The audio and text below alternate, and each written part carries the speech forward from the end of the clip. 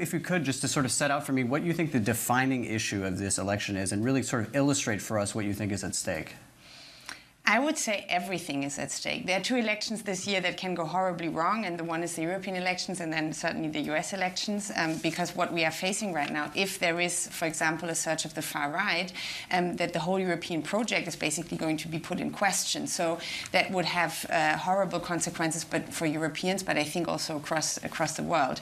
And one of the key issues that we will be discussing is how we continue with the Green Deal. So will we go down the path of climate neutrality that Europe has taken course on, or will we have a back and forth and basically go back and with that not only not meet the climate targets but also create a lot of economic insecurity? And that will be decided by Europeans next week. And so what do you think has happened, though? Because the Greens are sort of the party that have lost the greatest amount of ground if the polls are to be believed. What exactly has gone wrong, do you think? How do you diagnose that issue in the loss of the Greens there?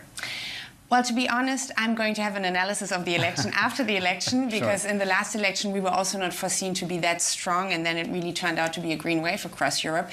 But of course we are in a different moment than in 2019, where, you know, the urgency of climate change was becoming very visible for people, and now we are talking about concrete measures. There is a lot of insecurity. People are concerned about the future.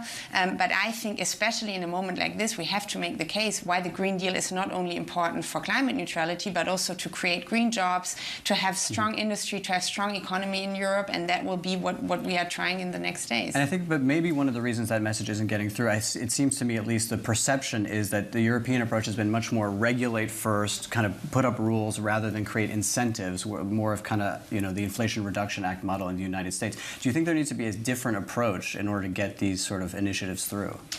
Look, I think the setting of targets and regulating a certain frame, that was the right start. But you are absolutely right that I think we now need to also enable to make this happen, because we are now in an implementation phase. And when I go to companies, big companies, but also small and medium-sized companies, they tell me we need to modernize our infrastructure. We need to get up hydrogen production. We need to really now take the steps that we need to implement what we have put into targets. And for that, we will need a massive investment program in Europe, and there I believe we have been far too reluctant to also invest this money, not only for the economic benefit that this would have now, but also because in the long run we know that the investment and the money that we will have to pay in the future will be much higher than what we would need to invest now. And are you concerned now, particularly after the invasion of Ukraine, that the sort of defense priority and the spending there is going to potentially displace some of the initiatives on climate?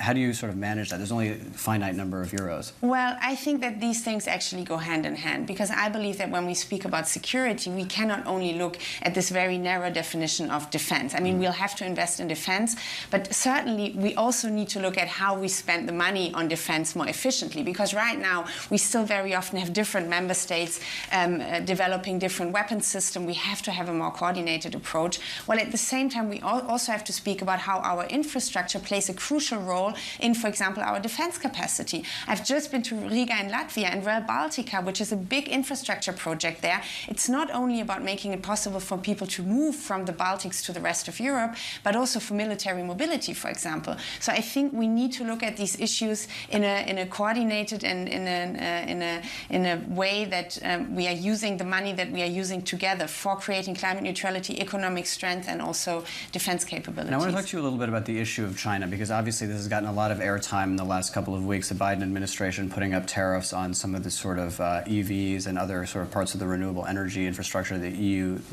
will, presumably do the same next week. My question is, if you believe sort of China's perspective on this, they said, listen, we've been listening to what you've been saying in the West for the last 10 years. We've come up with all of this technology and bringing it to market to get the climate goals that you have asked for. So there's this question of overcapacity, but don't you need overcapacity to reach the climate goals that Europe has set out? Well, look, I think that certainly when we look at China, we are not going to have a strategy where we cut off trading with China, because you are right, a lot of the production is happening in China right now. But first of all, this needs to happen according to existing rules, and that is something that I think is very understandable. Whereas secondly, and I think that's the strategic response that we need to give, we cannot fall back into dependencies from countries like, for example, China. In Germany, we just learned the lesson that an over-dependency on Russian fossil imports basically made us, put us in a very weak position. So for me, if we now talk about how do we react to this, I mean, tariffs will be a discussion, but I think we also need to strategically look what are critical industries that we want to develop in Europe. And certainly the question of solar will be there, the question of e-mobility, battery production, and for that we will need to have the investment to develop these industries. And you'll have to potentially be tactical about what industries Europe chooses to support, right? So for example, the solar industry, it almost seems like a foregone conclusion that Europe has said we're not really going to try to win in this one. What industries in renewable do you think Europe can win at? Well, you see, I think also on solar industries, that was a political decision that was taken by the previous governments.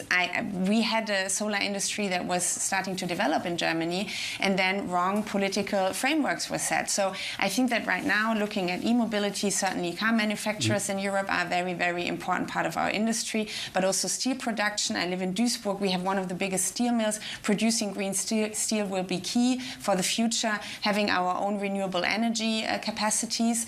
I think there are a lot of different industries that we have to look at.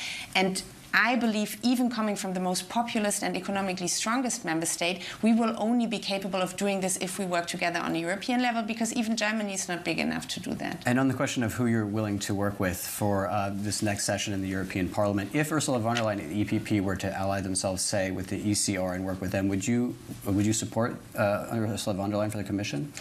Look, we have been very clear as Greens. We are not going to cooperate and form majorities with far-right or right-wing authoritarian parties. I have just told you what a catastrophe it would be for Europe to have them moving closer to power. So we are very clear. We are ready to talk. We are ready to also form pro-European democratic majorities. But if ECR or ID were to be included in this, we leave the conversation. Well, Terry or Reintke, thank you so much for your time.